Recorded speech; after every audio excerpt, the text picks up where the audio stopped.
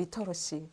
이게 너무 사실 어렵습니다. 이게 정의도 너무나 다양하게 하고, 그리고 학자들마다 좀 관점이 달라서 누구는 굉장히 기능적인 거, 무언가를 잘하는 거를 중시하시는 분들도 있고, 관점을 어떻게 가지고 갈 거냐, 비판적인 사고가 중요하다, 이런 것들을 강조를 하시는 분들도 있어요. 그리고 리터러시를 우리말로 아무리 번역을 하려고 해도 번역이 안 되잖아요. 번역이 안 돼서 다 혼돈이에요, 사실. 전문가를 만나도 다 사실 혼돈입니다. 그래서 모르신다고 너무 이렇게 위축되거나 그러실 필요는 없고, 오늘 어떤 식으로 리터러시를 설명해 드릴까 하다가 우선 이렇게 가지고 왔어요. 우리나라 말로 굳이 풀자면은 문해력이라고 합니다.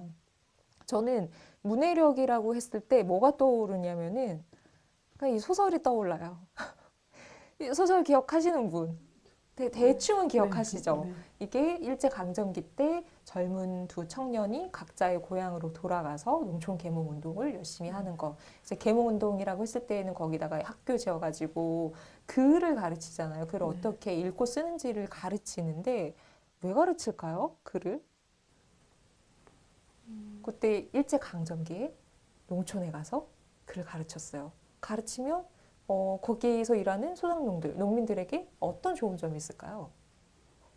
일단은 내가 글을 몰라서 네네. 어떤 문서화되어 있거나 어떤 내용이 있는 거를 네. 제가 글을 모른다 그러면 그 내용을 정확하게 파악을 하지 못하니까 네네. 그냥 누군가가 옆에서 그냥 이거는 이런 거야. 근데 원래 사실은 그런 사실이 아니지만 이런 거야. 그러면 내가 글을 모르니까 그런 줄 알고 네네네. 좀 속을 때도 있고 네네. 억울한 상황이 될 수도 있을 것 같다는 네네. 생각이 드네요. 네네. 그래서 글을 가르쳐주고 그리고 자기를 어떤 표현을 할 때도 말로만 표현하는 게 아니라 글로도 해야 되는 네네. 그런 상황이 있잖아요. 네네. 그럴 때 글을 쓰지 못하면 표현을 할 수가 없잖아요. 그래서 네네네. 자기의 권리나 이런 권익 같은 것도 네네. 글을 모르면 네. 할 수가 없을 것 같아서 그런 더군다나 시대가 일제 강점기이기 때문에 네. 그 권익 찾기 네네. 그런 거 때문이라도 좀 했지 네. 않았을까 하는 생각을 합니다.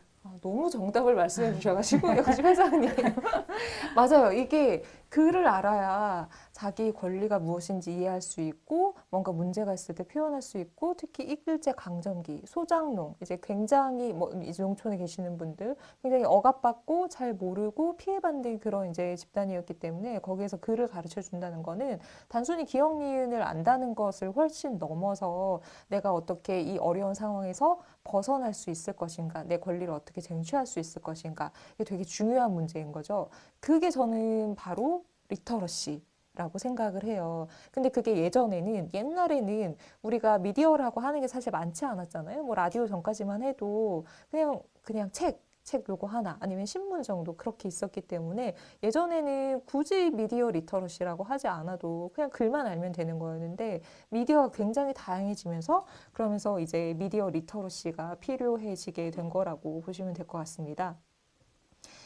이 정의가 지금 화면에서 보시는 정의가 일반적으로 그냥 받아들여지는 정의라고 생각을 하시면 돼요. 미디어 리터러시는 다양한 형식, 그러니까 한 가지 형식만 있는 게 아니라 뭐 영화도 있을 수 있고 뭐 인터넷 아니면 TV 프로그램 이렇게 다양한 형식이 있는데 다양한 형식의 미디어를 우선 이용할 수 있어야 하고 그리고 분석하고 평가할 수 있어야 하고 그 내용을 잘 파악할 수 있어야 된다는 얘기겠죠. 거기에서 끝나는 게 아니라 스스로 창의적으로 생각해서 생산할 수 있는 능력까지 이렇게 얘기합니다. 이게 이제 굉장히 일반적으로 받아들여지는 미디어 리터러시라고 생각을 하시면 될 것 같고요. 이제 이런 거죠. 우리가 나라는 사람이 있고 그리고 세계가 있는데 우리가 세계를 그냥 이 넓은 세계를 이 자리에 앉아서 이해를 할 수가 없어요. 그래서 그거를 연결해 주는 것이 미디어인데 이 미디어의 역할이 굉장히 중요한 게 중간에서 역할을 잘못해주면 잘못된 정보를 전달하거나 세상을 이제 잘못 보게 만들면은 우리가 세상을 제대로 바라보지 못하고 그리고 결정을 제대로 하지 못하겠죠. 우리가 언제나 정보를 받고 미디어를 통해서 정보를 받는 이유는 물론 이제 즐기기도 하고 뭐 스포츠도 보고 이런 것도 있지만 굉장히 중요한 부분은 정보를 잘 보고 판단하고 내 인생에 있어서 굉장히 중요한 결정을 내리기 위해서 이제 미디어를 봐야 되잖아요. 근데 이제 그게 빠져버리면은 사실 나는 뭐 피해보고 이제 이런 일이 생길 수 있는 거죠. 아까 말씀하신 것처럼 피해보고 억울하고 이런 일이 생길 수가 있기 때문에 그래서 그 미디어를 잘 보고 미디어가 잘 기능하지 못할 때에는 비판도 하고 이제 이런 것들이 되게 중요하다라고 생각을 하시면 되겠습니다. 그래서 90년대까지만 해도 사실은 미디어 리터러시라고 하면은 나라마다 조금 중점을 두는 부분이 약간 달라요. 뭐 영국 같은 데는 영화 리터러시를 좀 많이 하기도 하고 뭐 어떤 데는 TV에 초점을 맞추기도 하고 뭐 우리나라에는 뭐 문체부에서 오래전서부터 이제 신문 리터러시는 많이 해오고 뭐 요즘 게임 리터러시 이런 것도 많이 하는데 90년대까지는 이제 한 그 정도 수준이었다면은 계속해서 막 새로운 게 나옵니다. 요즘 데이터 리터러시 얘기하고 뭐 알고리즘 리터러시 얘기하고 이러는데 이 이제 문장 하나가 좀 왜 그런가를 설명을 해줄 수 있을 것 같아요. 리터러시의 필요성에 대한 담론은 특정한 기술적인 아니면은 정치적인, 사회적인 맥락 속에서 누구를 가르칠 것인지 그리고 왜 가르칠 것인지 이렇게 사람들이 얘기하고 합의하면서 이제는 이 리터러시도 해보자 이렇게 이제 얘기를 하는 걸 거예요. 그러면은 오늘날 우리는 어떤 세상에서 살아가는지를 한번 보면은 좀 제가 어떻게 보면 나갔는데 뭐 데이터, 뭐 알고리즘 이런 얘기도 할 거예요. 이게 사실 굉장히 중요해졌거든요. 특히 우리 모두의 삶이 굉장히 중요해졌기 때문에 제가 왜 중요해졌는지 예들을 몇 가지 이렇게 드릴게요. 이게 작년에 있었던 일이에요.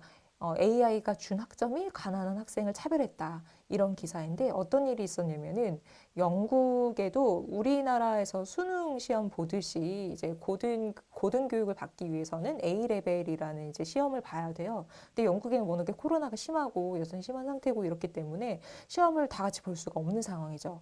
그래서 이걸 어떻게 할까 이제 고민을 하다가 그러면은 뭐 여러 가지 데이터들을 모아서 AI로 한번 이렇게 평가를 해보자, 점수를 내보자 이렇게 한 거예요. 그러면은 우리가 그 이제 어떤 수식 같은 거를 만들어야 되잖아요. 그래서 데이터를 넣는데 이제 이런 데이터들이 있었던 거죠. 예를 들어서 내가 다니는 학교에서 좋은 학교에 간 사람이 몇 명이나 될까?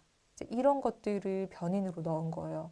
그러면 당연히 돈 많이 내고 가는 사립학교에서는 좋은 학교에 많이 갔을 거고 공립학교, 좀 가난한 공립학교에서는 당연히 못 갔을 텐데 근데 그게 내 점수를 판단하는데 그렇게 중요한가? 나는 사실 잘할 수도 있는 거잖아요. 이제 그런 데에서부터 편견이 시작됐던 거죠. 그래서 나중에 결과를 봤더니 선생님들이 생각하는 A레벨 예상 점수치도 받아봤더니 차이가 너무 나는 거예요. 선생님은 점수를 더 잘 줬는데 AI는 점수를 더 낮춰줘 버리고 그래서 학부모님들도 너무 화가 나고 학생들도 너무 화가 나고 그래서 이렇게 코로나 상황인데도 나가서 피켓을 들고 데모를 시위를 했던 거죠. 그래서 결과적으로 어떻게 됐냐면은 알고리즘을 통해서 나온 그 점수를 사용하긴 할 건데 언제만 사용할 거냐면은 만약에 저 친구의 선생님이 80점이라는 점수를 줬는데 AI는 82점을 줬다. 이렇게 높게 계산한 경우에만 사용을 하겠다.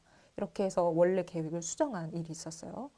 자, 그리고 두 번째 예를 보여드릴게요. 미국에서 있었던 일인데 우리가 이렇게 의료 자원은 한정되어 있기 때문에 뭐 병상도 한정되어 있고 돈도 한정되어 있기 때문에 모든 사람들에게 똑같은 의료 혜택을 줄 수는 없고 정말 더 필요한 사람에게 이제 의료 혜택을 주면 좋겠다라는 생각에서 미국에서는 그거를 계산하기 위해서 누가 더 필요할까, 누가 의료 자원이 더 필요할까, 이걸 계산하기 위해서 이제 알고리즘을 도입한 거죠. AI 기반의 알고리즘을 도입한 건데 미국의 통계를 보면 기본적으로 흑인들이 사실 더 많은 질병에 노출되어 있고 건강상의 위험이 큰데 결과를 봤더니 백인들에게 더 많은 자원을 달라고 그렇게 나온 거예요. 그래서 이거를 왜 그럴까 살펴봤더니 저 알고리즘을 만들 때 이런 내용을 넣은 거죠.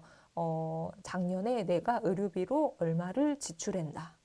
이걸 나서 이걸 많이 지출했으면은 이 사람은 도움이 많이 필요한 사람. 적게 지출했으면은 적게 필요한 사람. 근데 흑인들은 도움은 많이 필요한데 돈이 없어서 적게 지출하고 결과적으로 이게 알고리즘의 내용이 들어가서 흑인들은 생각보다 건강하네? 그래서 이거를 지원을 덜 해줘도 되겠네? 이제 이런 결과가 나온 거예요. 그리고 이거는 어떻게 보면은 사실 우리 삶에 굉장히 와닿는 거긴 한데 공공기관 13곳에서 인공지능 요즘 인터뷰 많이 보거든요. 대기업도 본다고 하고 이제 공공기관에서도 본다고 하는데 인공지능으로 인터뷰를 본 거예요. 인터뷰를 봤으면은 사실 이게 얼마나 잘 됐는지를 확인을 해야 되는데 진보넷이라는 곳에서 이제 여러 한 3개 정도의 기관이 같이 정보 공개를 요청을 했어요. 이 AI 얼마나 잘 했냐, 이 면접할 때 얼마나 얘가 똑똑하게 공정하게 잘 했냐를 정보를 통해서 확인을 해보려고 달라고 했더니 제대로 된 정보를 준 공공기관이 없었던 거죠. 우리는 업체 고용해서 했기 때문에 잘 몰라. 아니면은 업체에서 가지고 있는 기밀이기 때문에 이거는 보여줄 수가 없어. 이제 이런 식으로 많이 답변이 왔는데, 굉장히 심각하죠. 앞으로도 이런 인공지능에 기반한 면접이나 아니면은 채용 시스템은 많이 사용될 수 있고, 특히 미국에서는 작년 올해 코로나 때문에 굉장히 많이 사용했다고들 해요. 그래서 이런 거는 정말 우리 아이들의 미래에도 큰 영향을 미칠 수가 있는 거고, 이제 아마존에서는 이제 성차별 문제가 있었는데, 기본적으로 이런 IT 업계에는 남성들이 많이 다니잖아요. 그래서 아마존에서는 우리가 좋은 사람을 뽑기 위해서는 이미 아마존에 다니고 있는 사람들이 이력서를 한번 분석을 해보는 게 좋겠어. 그래서 이력서를 다 분석을 했는데 남성이 기본적으로 많으니까 이제 남성이 가지고 있는 특징들, 뭐 무슨 스포츠를 좋아한다, 뭘 좋아한다, 이제 이런 것들이 좋은 지원자의 기준처럼 돼버린 거예요. 그래서 결과적으로 이거를 이제 이렇게 채용할 때 채용 알고리즘에 넣었더니 여성들은 다시 한번 배제되는 이제 그런 결과들이 나왔던 거죠. 그래서 이게 앞으로 굉장히 이런 사례들을 많이 보시게 될 텐데, 이게 지금 우리가 처한 기술적이고 정치적이고 사회적인 맥락입니다. 사람들이 데이터 리터러시를 요즘 막 얘기하고, 그리고 알고리즘 리터러시 이런 거를 막 얘기하는 게 이게 삶에 너무 큰 영향을 줄 수 있기 때문에. 예, 그래서 이제 사람들이, 이제 학자들이 좀 보는 견해가 약간씩은 달라요. 알고리즘 리터러시, 이거 미디어 리터러시에 포함된다. 데이터 리터러시도 포함된다. 이런 얘기를 하는 사람들도 있고, 이건 좀 분리해서 봐야 된다라고 하는 사람들도 있는데, 사실 보통 사람들 입장에서 이건 분리하느냐 아니면은 뭐 같이 뭐 한 단어로 묶느냐 이거는 중요하지 않고 그만큼 데이터나 알고리즘도 미디어만큼 중요해졌다. 저는 이제 개인적으로는 이런 것도 미디어의 일환이라고 생각하는데 왜냐면 아까 제가 미디어 이렇게 3개 그림에서 보여준 것처럼 3개를 보게 하는 그런 눈처럼 작용을 하거든요. 예, 그래서 요즘은 이런 뭐 데이터 알고리즘에 대한 리터러시도 좀 중요해졌다. 이런 상황이다. 라고 이제 말씀을 드리겠고요. 다시 한번 아까 말씀드렸던 거 상기시키면은 네. 이렇게 미디어는 세계를 보게 해주는 눈이기 때문에 미디어가 잘 기능하고 있는지 그리고 잘못된 정보를 주는 게 없는지 이런 것들을 판단하는 것. 그래서 내가 가지고 있는 권리를 추구할 수 있게 하는 것. 이것이 중요하기 때문에 우리가 미디어에 대해서 공부하고 미디어 리터러시가 중요해졌다. 이 말씀을 드리고 싶었습니다.